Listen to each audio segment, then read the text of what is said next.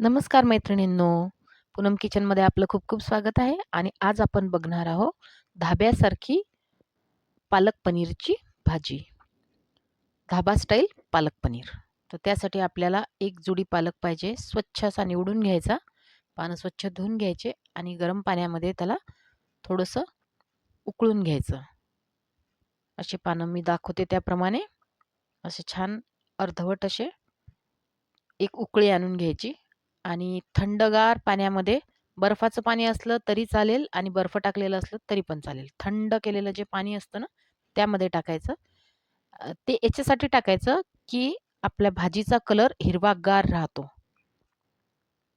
तर बघा याप्रमाणे आपल्याला पूर्ण भाजी, पालकाची भाजी पाण्यामधून काढून आपण घेतली आहे.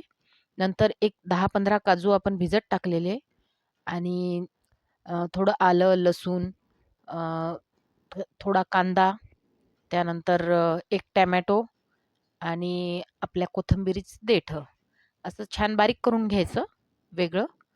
आणि जो आपला पालक आपण काढून ठेवलेला होता पाण्यातून, तो निथळून घ्यायचा आणि छान बारीक त्याची पेस्ट करून घ्यायची. बघा या पद्धतीमध्ये सांगितलं त्या पद्धतीत छान अशी पेस्ट करून घ्यायची. तुम्ही बघत असाल. त्यानंतर त्याच्यामध्ये 1 चमचा हिरवी मिरची आणि आलं लसणाची पेस्ट घालायची आहे आणि हे सगळं टाकून आपण आता बारीक करून घेऊ. वरून थोडी कोथिंबीर पण टाकायची आहे म्हणजे त्याला चव छान येते. त्यानंतर आता मी अर्धा किलो पनीर घेतलंय. त्याचे छान चौकोन-चौकोन तुकडे करून घेतले आणि छान तळून घ्यायचे ते. पनीरला थोडंसं जे आपण तेल करतो ना, ते गरम करायचंय आणि त्यानंतर तळून घ्यायचे सगळे तुकडे. त्यानंतर मी 3 पळ्या तेल घातलंय कढईमध्ये आणि 2 चमचे आपले गावरान तुपाचे 2 चमचे घातले. दोन्ही एकत्र करून घ्यायचं म्हणजे चव एकदम छान येते. 1 चमचा जिरं घातलंय. थोडं जिरं तडतडू द्यायचं. त्यानंतर आपण जी पेस्ट केलेली होती, टोमॅटो वगैरे घालून ती पेस्ट घालायची आहे त्यामध्ये आणि तिला तळू द्यायचं आहे थोडं. बघा या पद्धतीमध्ये. त्यानंतर 2 चमचे काळा मसाला, 1 चमचा लाल तिखट, 1 चमचा धनेपूड आणि मीठ असं सगळं घालून छान एकत्र करायचं. 1 चमचा हळद घालायची आणि सगळं एकत्र करून 2 मिनिटं त्याला परतून घ्यायचंय. आणि 1 मोठा चमचा कसुरी मेथी घालायची त्यामध्ये आणि छान परतून घ्यायचंय ते. बघा. त्याला छान तेल सुटेपर्यंत. बघा या पद्धतीने. त्यानंतर त्याच्यामध्ये 1 वाटी दही घालायचंय. त्यामुळे त्याची चव खूप छान येते. बघा.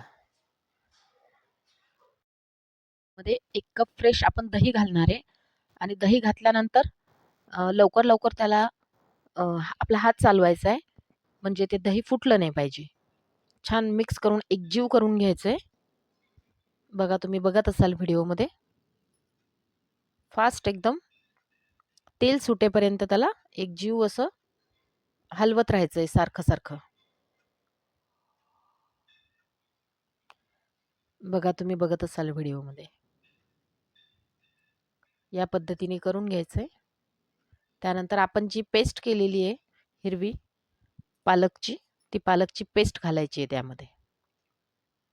आणि त्यानंतर आपण जी पेस्ट केलेली आहे हिरवी ती घालून लवकर घोटून घ्यायचंय. बघा या पद्धतीमध्ये.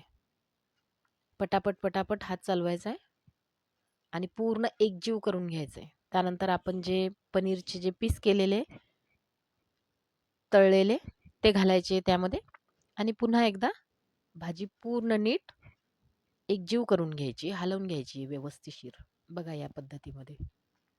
आता पनीरचे तुकडे फुटणार पण नाही आणि काहीच होणार नाही कारण की आपण छान त्यांना तळून घेतलेलं आहे.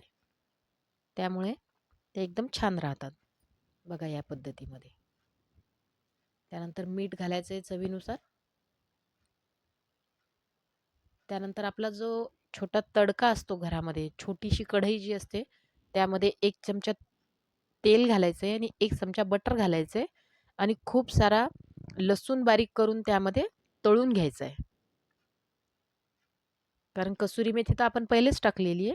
याच्यामध्ये नुसता लसूण जरी तळून घेतला तरी चालतं आणि पूर्ण ही फोडणी भाजीवरती ओतायची वरून. वरून तडका मारायचा आहे भाजीला. इतकी अप्रतिम चव येते आणि खूप सुंदर लागतं त्यामुळे. बघा आपली पालक पनीरची भाजी तयार आहे. तर अशाच नवनवीन रेसिपीसाठी पेजला फॉलो करा, सबस्क्राईब करा आणि तुम्हाला भाजी कशी वाटली ते पण सांगा आणि तुम्ही कोणत्या सिटीतून बघत आहात ते पण मला कमेंटमध्ये जरूर सांगा. भेटूया पुढच्या व्हिडिओमध्ये.